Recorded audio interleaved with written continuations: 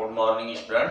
आज हम लोग विलयन की सांद्रता को व्यक्त करने का तरीका पढ़ने जा रहे हैं, जिसमें हम लोग देखेंगे मोलरता। मोलरता को इंग्लिश में मोलरिटी कहते हैं। मोलरता को इंग्लिश में मोलरिटी कहा जाता है और ये है विलयन की सांद्रता को व्यक्त करने का रासायनिक तरीका है या विलयन की सांद्रता को व्यक्त करने का तरीका है। अब इसमें क्या है, मोलरता क्या होता है? मोलरता हमें देखिए, हम लोग विलयन पढ़ ही रहे, विलयन के बारे में हम लोग पीछे देख चुके हैं कि विलयन क्या होता है। विलायक और विलेय का समांगी मिश्रण ही विलयन कहलाता है। तो अगर कोई विलयन बनेगा तो उसमें निश्चित तौर पर विलायक और विलेय जरूर उपस्थित होगा। तो अगर कोई विलयन बन के तैयार हुआ है 1 लीटर, अगर 1 लीटर विलयन बन के तैयार हुआ है तो इसमें विलेय पदार्थ कुछ न कुछ तो घोला ही गया होगा। बिना विलेय के तो विलयन तैयार नहीं होगा। अगर विलयन बन के तैयार हुआ है 1 लीटर तो इस 1 लीटर विलयन में जितना मोल विलेय पदार्थ घोला गया होगा वही उसकी मोलरता कहलाती है। तो मोलरता की परिभाषा होता है प्रति लीटर मतलब 1 लीटर, प्रति लीटर मतलब 1 लीटर विलयन में घोलित विलेय पदार्थ के मोलों की संख्या को विलयन की मोलरता कहा जाता है। मतलब ये हुआ कि 1 लीटर विलयन में जितना मोल विलेय पदार्थ घुला रहेगा वही उसकी मोलरता कहलाती है। तो मोलरता को हम लोग कैपिटल एम से प्रदर्शित करते हैं। मोलरता को अगर हम लोग दिखाना चाहें तो हम लोग कैपिटल एम से दिखाते हैं या कैपिटल एम से प्रदर्शित करते हैं। तो परिभाषा क्लियर हो गया होगा कि 1 लीटर विलयन में घुलित विलेय पदार्थ के मोलों की संख्या विलयन की मोलरता कहलाती है या मोलरता कहा जाता है। मोलरता को कैपिटल एम से प्रदर्शित किया जाता है। अब अगर हम लोग मोलरता देखते हैं तो मोलरता बराबर होता है विलेय के मोलों की संख्या बटे विलयन का आयतन। विलेय के मोलों की संख्या बटे विलयन का आयतन, लेकिन ये आयतन जो विलयन का रहेगा वो लीटर इकाई में होना चाहिए। तो विलेय के मोलों की संख्या बटे विलयन का आयतन लीटर में। अगर हम लोग विलेय के मोलों की संख्या को निकालते हैं तो विलेय के मोलों की संख्या बराबर होता है विलेय का द्रव्यमान बटे आणविक द्रव्यमान। तो विलेय का द्रव्यमान अगर हम लोग मोलों की संख्या निकालते हैं तो विलेय का द्रव्यमान बटे होता है आणविक द्रव्यमान। आणविक द्रव्यमान को हम लोग कैपिटल एम डैश से प्रदर्शित कर रहे हैं और विलेय का द्रव्यमान कैपिटल डब्ल्यू से प्रदर्शित कर रहे हैं। तो हम लोग इसको मोलरता को इस तरह भी लिख सकते हैं, मोलरता बराबर विलेय के मोलों की संख्या। तो विलेय के मोलों की संख्या हमने कैपिटल डब्ल्यू अपान एम डैश यानी विलेय का द्रव्यमान बटे आणविक द्रव्यमान जो है ये विलेय के मोलों की संख्या होती है। तो इसके जगह पर हमने लिख दिया कैपिटल डब्ल्यू अपान एम डैश और विलयन का आयतन लीटर में। अगर ये विलयन का आयतन लीटर में लिया जाएगा, अब ये कैपिटल डब्ल्यू अपान एम डैश यही हो गया विलेय के मोलों की संख्या, यानी विलेय के मोलों की संख्या बटे विलयन का आयतन लीटर इकाई में। अब इसको और हम आगे ले जाते हैं, सिंप्लीफाई करते हैं अगर, तो मोलरता बराबर हो जाएगा कैपिटल डब्ल्यू यानी विलेय का द्रव्यमान बटे आणविक द्रव्यमान एम डैश इनटू विलयन का आयतन। यदि विलयन का आयतन लीटर में है तो ठीक है, लेकिन हम लोग जब प्रश्न सॉल्व करेंगे तो विलयन का आयतन ml में दिया रहता है। तो इस विलयन के आयतन को ml में अगर दिया तो इसको लीटर में करने के लिए 1000 से हम लोग भाग दे करके इसको लीटर में कन्वर्ट कर लेते हैं।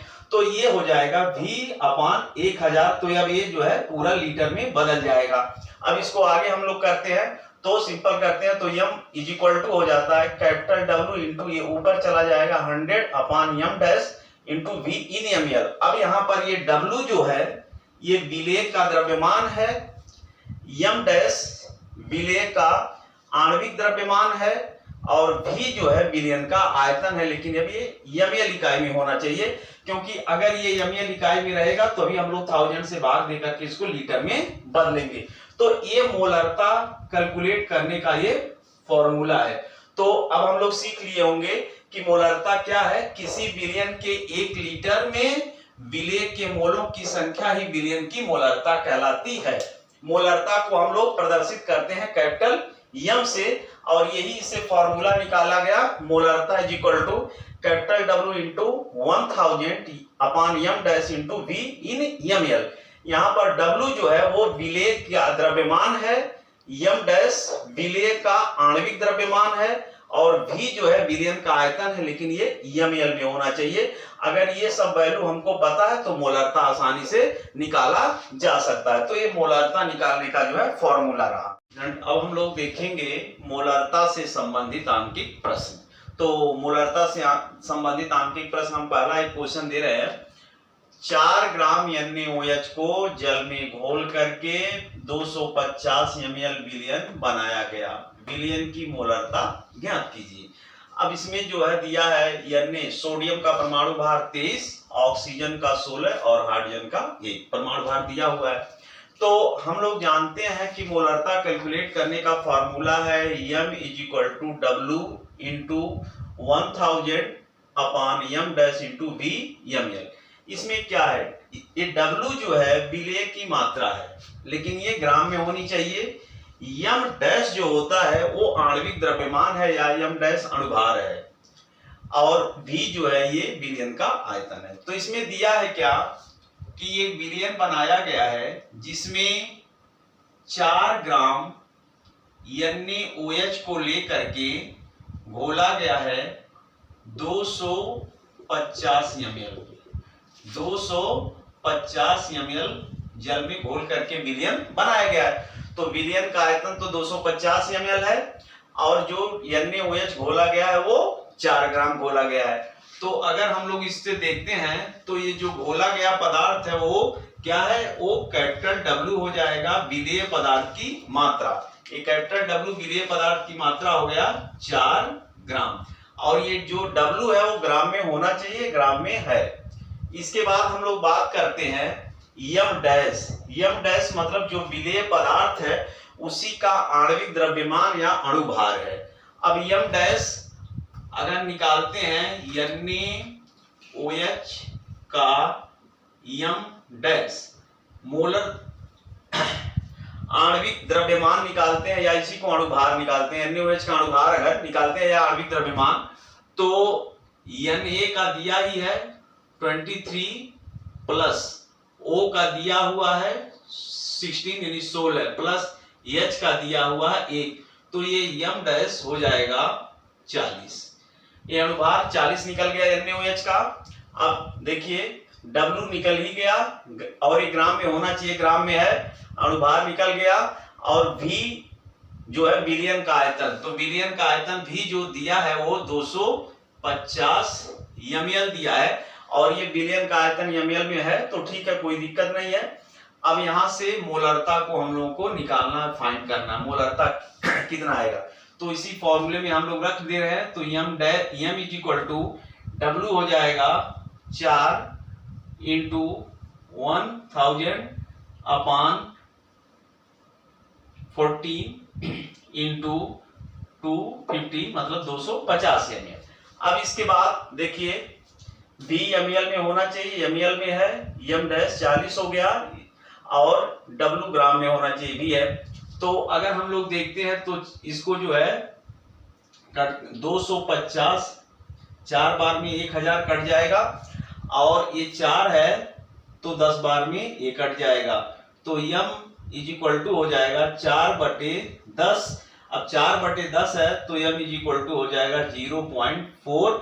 अब ये मोलरता जो है इसकी इकाई मोल पर लीटर होती है, मोल पर लीटर, तो इसका आंसर आ जाएगा 0.4 मोल पर लीटर। तो ये हुआ कि अगर 4 ग्राम NaOH को जल में घोलकर 250 ml विलयन बनाया जाए तो इसकी मोलरता होगी 0.4 मोल प्रति लीटर। तो दूसरा प्रश्न हम लोग देखते हैं मोलरता पर।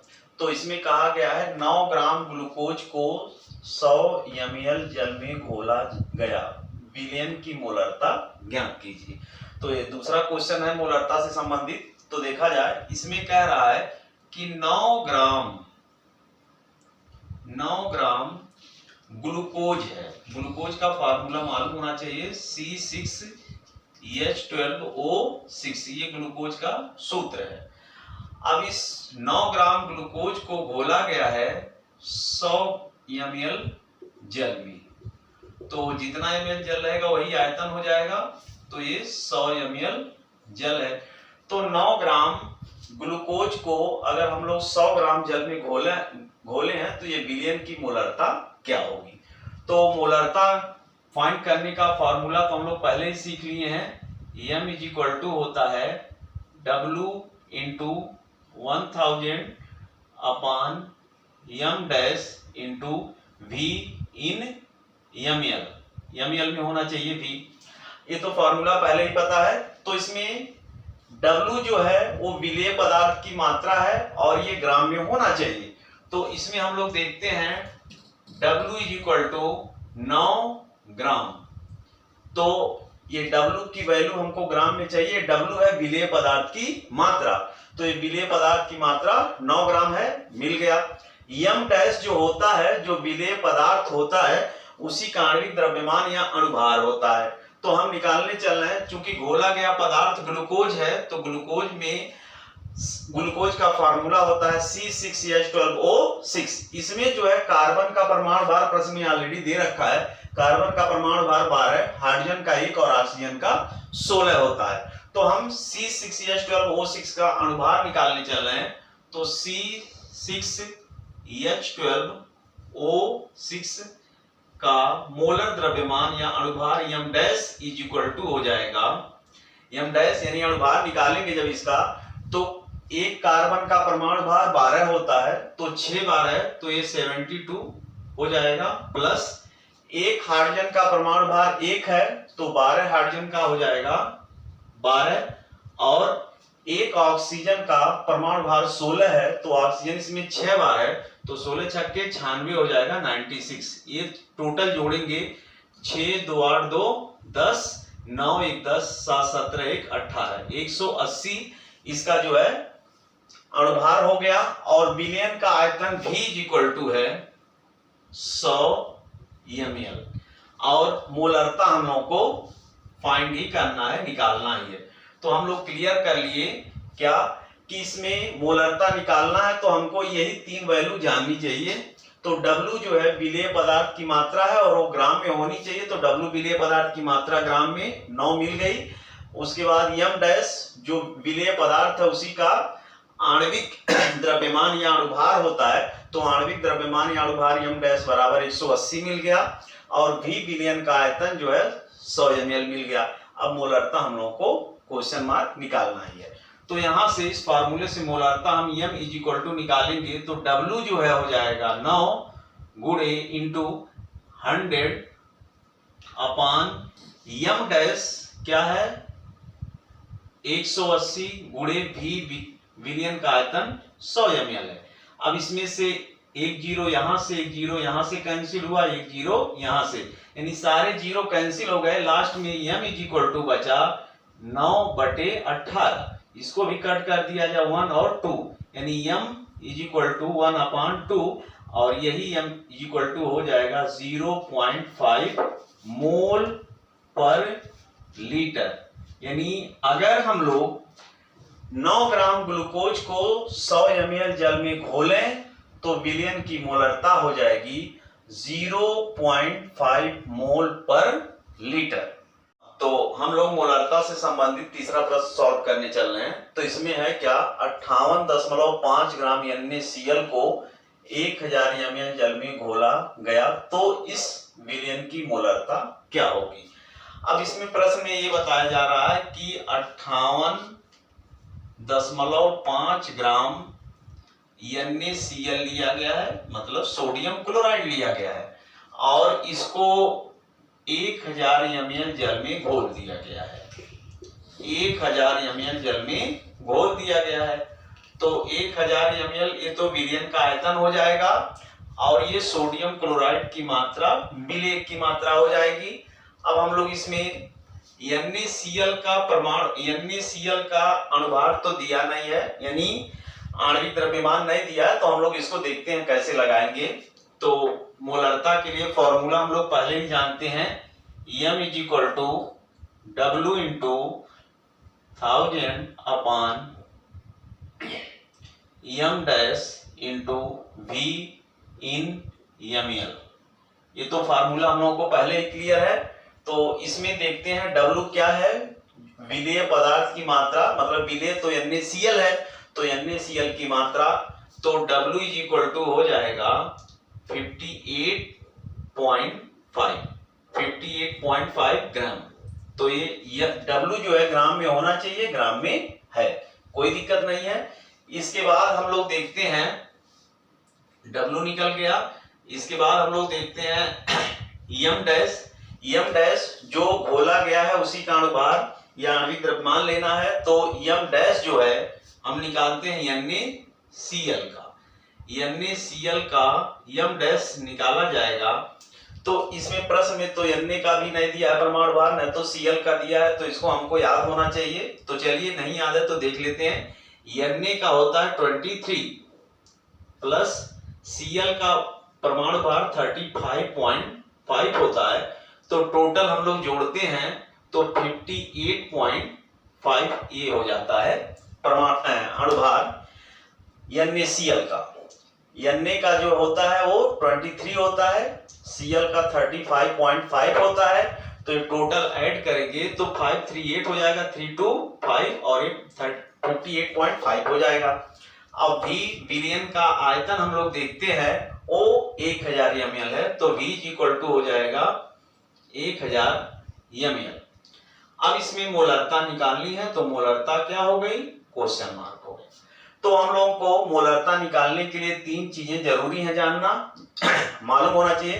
तो W क्या है, 58.5 है, ये ग्राम में है और ग्राम में होना भी चाहिए।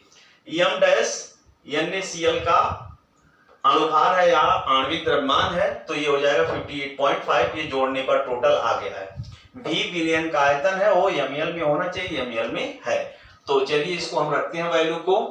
तो m इज इक्वल टू हो जाएगा, W की वैल्यू है 58.5 इंटू 1000 अपान m डैश 58.5 है इंटू V जो है वो भी क्या है 1000 है। तो 1000 से 1000 कट गया और ये जो है कट गया, तो m इज इक्वल टू हो जाएगा 1 मोल पर लीटर। यानी जो 58.5 है ग्राम NaCl है, इसको अगर 1000 ml में घोला जाए तो इस विलयन की मोलरता जो है 1 मोल प्रति लीटर होगी। तो यह विलयन क्या कहलाएगा, एक इसकी मोलरता कहलाएगी 1 मोल पर लीटर। हाँ, तो अब हम लोग मोलरता से संबंधित अगला मतलब चौथा प्रश्न करने जा रहे हैं। तो अब चौथा प्रश्न क्या है, सल्फ्यूरिक अम्ल का 0.2 m विलयन बनाने के लिए 250 ml जल में इस अम्ल के कितने ग्राम घोलने पड़ेंगे। और यहाँ परमाणु भार सबका दे रखा है, हाइड्रोजन का परमाणु भार 1, सल्फर का 32 और ऑक्सीजन का 16। अब इसमें प्रश्न ये कह रहा है कि अगर हम सल्फ्यूरिक अम्ल का विलयन बनाना चाह रहे हैं, सल्फ्यूरिक अम्ल का अगर हम विलयन बनाना चाह रहे हैं और इसकी मोलरता होनी चाहिए 0.2, इसकी मोलरता होनी चाहिए 0.2 m, इसकी मोलरता 0.2 होनी चाहिए और इसमें 250 ml जल में हम घोल करके विलयन बनाएंगे। 250 ml जल में घोल करके हम विलयन बनाएंगे, इसकी मोलरता 0.2 होनी चाहिए। तो हम H2SO4, इसमें सल्फ्यूरिक अम्ल का मतलब H2SO4, इस अम्ल को इसमें कितना ग्राम घोलें। यानी इसमें प्रश्न का मतलब ये हुआ है कि हमको सल्फ्यूरिक अम्ल का विलयन बनाना है जिसका आयतन होना चाहिए 250 ml और मोलरता होनी चाहिए 0.2 और इसमें H2SO4 कितना ग्राम घोलें। तो इसका मतलब अब सल्फ्यूरिक अम्ल की जो घोलने के लिए आवश्यक मात्रा है उसकी जरूरत हमको है, यानी W यहां से हमको निकालना है। तो हम लोग प्रश्न में देखते हैं, फॉर्मूला तो पहले नोट कर लें। m इज इक्वल टू होता है W into 1000 upon m dash into V in ml, ये फॉर्मूला है। अब यहां से हम लोग देखते हैं कि क्या क्या दिया है प्रश्न में। मोलरता दे रखा है, आयतन दे रखा है, और H2SO4 है, तो इसका हम लोग अणुभार निकाल लेंगे या आणविक द्रव्यमान निकाल लेंगे। तो अब हमको कैपिटल W यहां निकालना है, यानी W इज इक्वल टू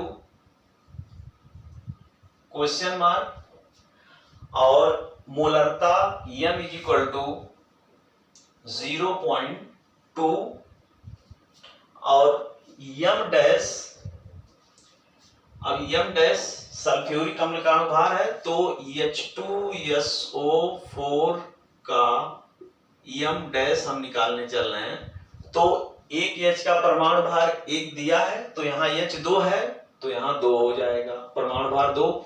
एक H का परमाणु भार 1, तो 2H, यहाँ H2 है, तो परमाणु भार 2 हो जाएगा। S का परमाणु भार 32 है, तो ये हो जाएगा 32, 32 हो जाएगा, प्लस एक ऑक्सीजन का परमाणु भार 16 है, तो यहाँ ऑक्सीजन 4 बार है, 16 चौक के 64 हो जाएगा।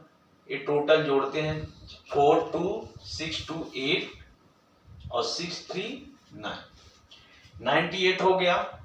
अब विलयन का आयतन भी हमको निकालना है, दिया है विलयन का आयतन V इज इक्वल टू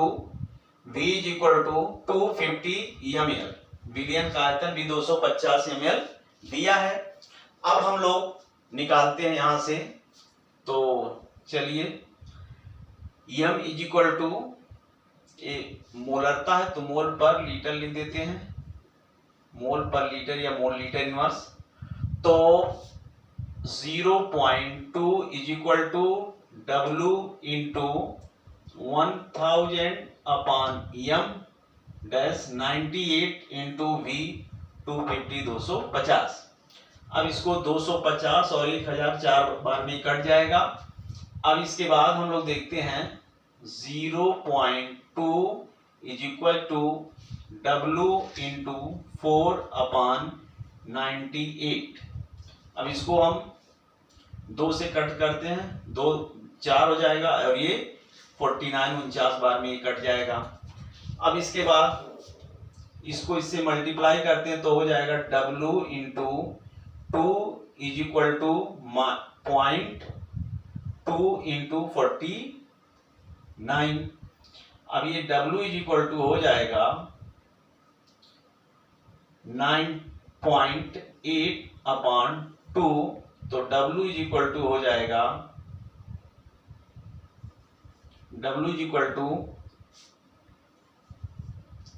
4.9 ग्राम। यानी ये आंसर इसका आ गया कि अगर सल्फ्यूरिक अम्ल का 0.2 विलयन बनाना है, यानी ऐसा विलयन बनाना है जिसकी मोलरता 0.2 हो, तो 250 ml जल में सल्फ्यूरिक अम्ल जो है जो घोलना पड़ेगा, वो घोलना पड़ेगा 4.9 ग्राम। यानी 4.9 ग्राम अगर सल्फ्यूरिक अम्ल इसमें डाल दें, घोल दिया जाए 250 ml जल में, तो इसकी मोलरता 0.2 हो जाएगी।